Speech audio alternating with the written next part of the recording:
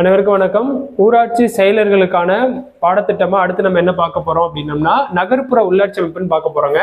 So இதை வந்து நம்ம அர்பன் லோக்கல் கவர்மெண்ட் அப்படின்னு சொல்லுவோம். இதில் ஏற்கனவே சொல்லியிருக்கோம் 3 டைப் இருக்கு அப்படின்ட்டு. ஒன்று பேரூராட்சிங்கிற டவுன் பஞ்சாயத்து, இன்னொன்று நகராட்சிங்கிற முனிசிபாலிட்டி, இன்னொன்று மாநகராட்சிங்கிற கார்பரேஷன்ஸ். ஸோ இதுலேருந்து எப்படி உங்களுக்கு இன்டர்வியூ கொஸ்டின்ஸ் இருக்கும் அப்படின்னா, ஒரு ஊரை வந்து மாநகராட்சி அப்படின்னு அறிவிக்கணும்னா அங்கே எவ்வளோ பாப்புலேஷன்ஸ் இருக்கணும் அப்படின்னு கேட்குறாங்க. இல்லை நகராட்சினா எவ்வளோ பாப்புலேஷன்ஸ் இருக்கணும்னு கேட்குறாங்க. நகராட்சியுடைய தலைவர் யாரு அப்படின்னு கேட்குறாங்க. பேரூராட்சியுடைய தலைவர் யாருன்னு கேட்குறாங்கன்னா பதில் சொல்ல தெரியணும் இல்லையா? ஸோ அதுக்காக தான் இந்த பாடத்தை எடுத்து அப்படி கொடுத்துருக்குறோம். முதல்ல பேரூராட்சியிலேருந்து வருவோம். பேரூராட்சிங்கிறதுக்கு வரையறை என்ன சொல்றாங்க? 10,000 மக்கள் தொகைக்கு மேலே இருந்தாலே அதை பேரூராட்சியாக அறிவிச்சிடலாம். அப்புறம் அதுக்கான தலைவர் இருப்பாங்க, உறுப்பினர் இருப்பாங்க.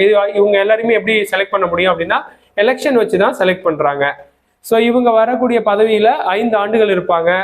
இவங்களுக்கு மேற்பார்வையிடுற அதிகாரிகளா யார் இருப்பாங்க அப்படின்னா டவுன் பஞ்சாயத்து செக்ரட்டரின்னு ஒருத்தர் அப்பாயின்ட் பண்ணிடுவாங்க. இது வந்து கவர்மெண்ட் அப்பாயின்ட் பண்ணிடும். ஸோ அதனால இந்த பேரூராட்சிக்கு டவுன் பஞ்சாயத்து செக்ரட்டரி இருப்பாரு. ஸோ அடுத்தது நகராட்சி. நகராட்சியில முனிசிபாலிட்டி அப்படின்னு சொல்றோம். ஸோ இதை வந்து 1 லட்சத்துக்கு அதிகமான மக்கள் தொகை இருந்தால் தான் அதை நகராட்சியா அறிவிக்க முடியும்.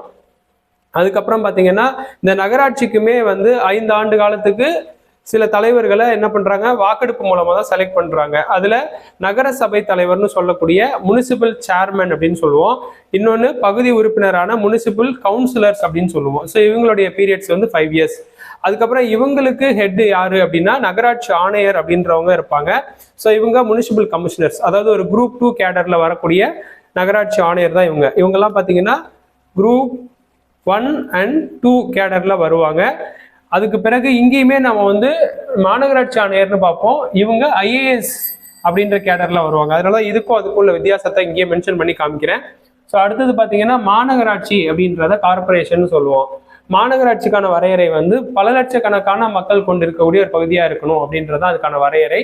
ஸோ இதோட தலைவர் வந்து மேயர் இருப்பாங்க. இப்ப சென்னையில மேயர் அலுவலகம் அப்படின்றத ரிப்பன் கட்டடம் அப்படின்னு சொல்லுவாங்க. ஸோ அதுதான் வந்து மேயருக்கான கட்டடம். அடுத்தது மேயருக்கும் பிற உறுப்பினர்களுக்குமான பதவிக்காலம் 5 ஆண்டுகள் தான் இருக்கும். அதுக்கப்புறம் இந்த மாநகராட்சியுடைய நிர்வாக அலுவலராக யார் இருப்பாங்கன்னா மாநகராட்சி ஆணையர் இருப்பாரு. அவர் ஒரு IAS அதிகாரியாகவும் இருப்பாரு. அதுக்கப்புறம் பார்த்தீங்கன்னா தமிழகத்துல மொத்தம் 21 மாநகராட்சி இருக்கு. அந்த 21 இங்க லிஸ்ட் அவுட் பண்ணியிருக்கேன். ஒன்ஸ் சொல்றேன் பார்த்துக்குங்க.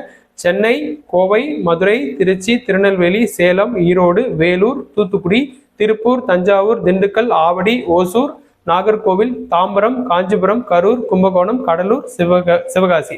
ஸோ இது எல்லாமே மாநகராட்சிகள்.